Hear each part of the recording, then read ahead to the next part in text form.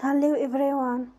Today we will talk about how to fix the app of Pinterest.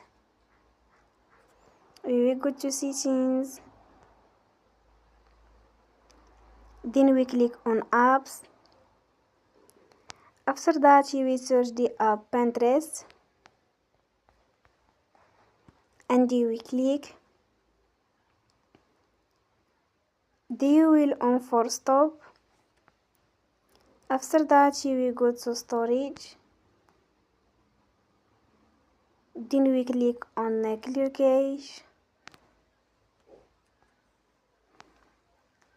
In the end, you will turn your Wi-Fi and you will turn again.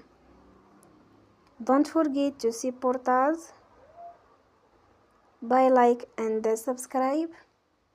See you next time and thank you for watching.